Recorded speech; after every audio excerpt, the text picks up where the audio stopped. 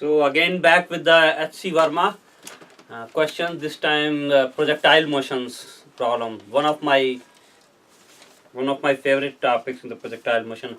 I should also have a lecture on the projectile motion where I derive the formula for the range, the maximum height, and the condition for maximum range, so on and so forth. In this one, we will first do some simpler problem, but we also have some very interesting problems, especially question number 34. But let's look at some of the simpler problems, question number 32, and then we will also do question number 33 in this problem. A ball is thrown horizontally from a point 100 meter above the ground. No matter what the problem, the basic principle still remains the same. So this is the ground, and from here at a distance of 100 meter above the ground, you throw a ball with a horizontal speed of 20 meter per second. And when you throw it, the ball is going to move and like this, something like a half parabola. We need to find the time it takes to reach the ground. So as again, the basic principle, if you have seen my lecture in the projectile motion, it still remains the same. We need to solve this problem as two parts. One is horizontal and another is vertical. In horizontal, the only thing we have is the speed. In the vertical direction, we also are given this distance as equal to 100 meter. There is no vertical initial component here, which means if we are looking in y direction, in y-axis direction, the initial velocity u is equal to 0. And that is the condition we are going to use if we write uy, time, to find out the time, given that the distance is 100 meter. So we use the formula S is equal to ut plus half a t square to find the time taken. So S is 100 meter. Initial velocity is the velocity in the y-axis direction. With this velocity, it will keep moving in this direction, the horizontal direction. But with this initial velocity and this velocity will have no effect whatsoever during the whole path in the y-axis direction. And therefore, if we do all our computation along the y-axis direction, this velocity will not come into the picture. So 100 is equal to this velocity, and this initial velocity is 0, so this term becomes 0. And there is a acceleration due to gravity is half into g. Let us keep it 10 multiplied by t square. We need to find out. So t square becomes equal to 2 into 10. 1 0 goes away here. T square is equal to 10 into 2 is 20, or t is equal to square root of 20, which is about 4.5 seconds. This is part A.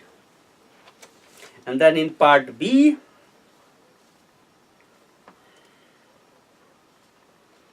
the horizontal distance is traveled before reaching the ground.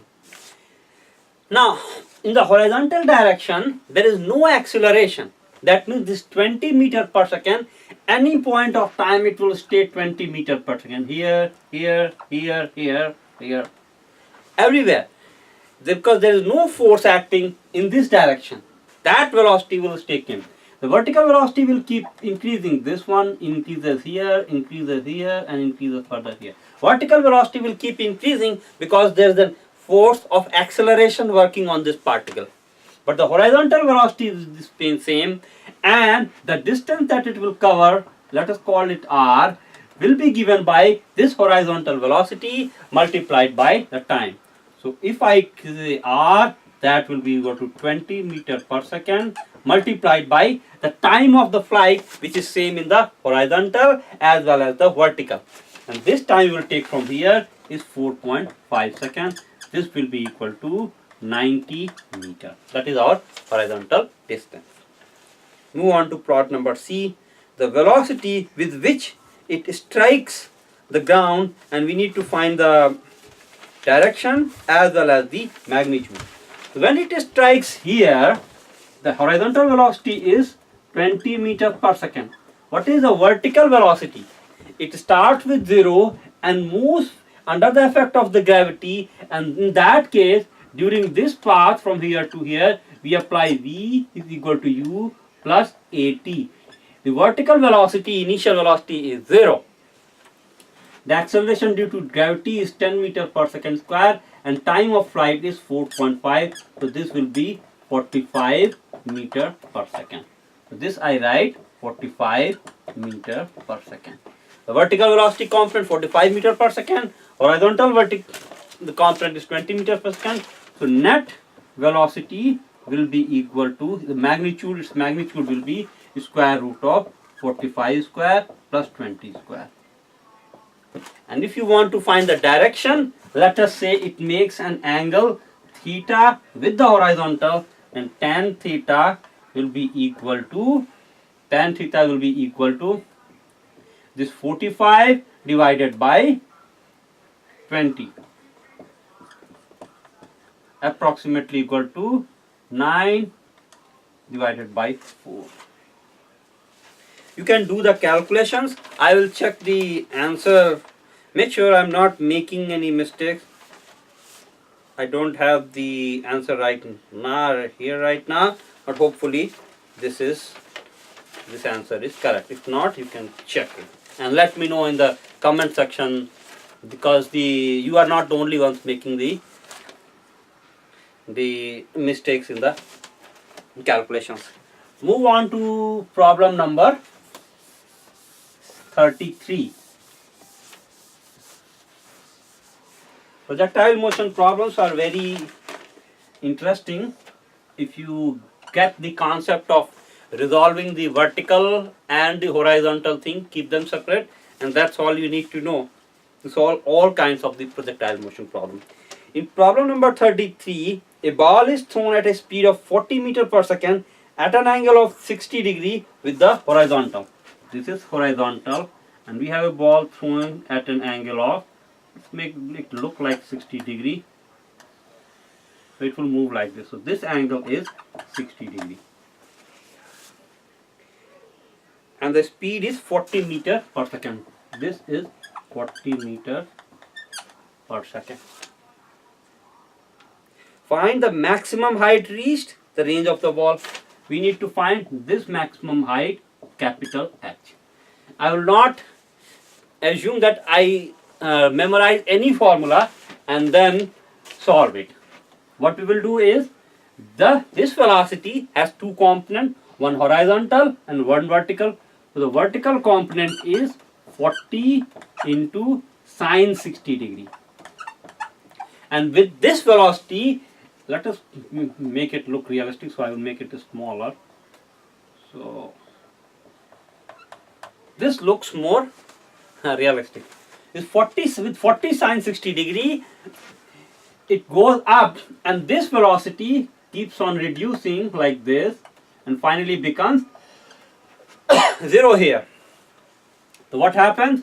So in this vertical velocity direction, we can write this formula: v square is equal to u square plus 2gf. And only in the vertical direction, the horizontal velocity has a component 40 cos 60 degree. This velocity stays same all along the path throughout the motion. But the vertical velocity, v sine 60, it goes on reducing, and it reduces because there is a acceleration due to the gravity working against this vertical velocity. So final velocity is 0 here. The initial velocity is 40 sine 60 whole square minus 2 into 10, and this distance s, let us call is a big H, capital H, which denotes the maximum height achieved. So from here we get 20h is equal to, this is 40 into 40 sine 60 degree is root 3 by 2. 2 becomes 4, root 3 square root of 3 goes away. 20 cut, we have 10 here, and this becomes 10 here. 10 into 10, 100 into 3, it is 300. meter. Maximum height which achieved is 300 meters. And the second part of this is we need to find out the range R. I will just, you can probably try to derive a formula based upon the fact that, let us derive the formula here again. Let us say this is 40 here, but I will do this one directly, but you should derive this formula u square sine 2 theta divided by g. But the derivation is very easy. First, you have to take this vertical thing using s is equal to ut minus half gt square, and in this vertical thing, in the vertical motion, this displacement from here to here is 0. If that displacement is achieved using this vertical speed, initial speed u sine theta into t minus half g t square, and from here we get t is equal to 2u sine theta divided by g. This is our time of flight from here to here, taking the vertical direction. And to find the range r will be this horizontal speed 40 cos theta, u cos theta. This is the constant speed with which it is moving in the horizontal sector, and multiply it by this thing 2u sine theta divided by g. This is our range. Simplify is u square sine 2 theta by g. You don't need to memorize, but if you, by doing this problem again, the formula comes to mind, memorizes you, it's a good thing, because that saves you time in the examining hall. And u is given as 40, so this is 40 into sine 120 divided by g value. Let us take 10 for simplification. 10 tens cancels. This is 160. Sine 120 is sine 180 minus 60, which is sine 60, and sine 60 is root 3 by 2. So this will become 80 here, multiplied with square root of 3, or 80 root 3. This is our answer. So hope you liked 22 and 32 and 32. You were able to do yourself. 34 is an interesting problem. If you are not able to do, just search for this in our channel and leave a comment if for any question that you think you find it difficulty with, and I will try to solve this for you.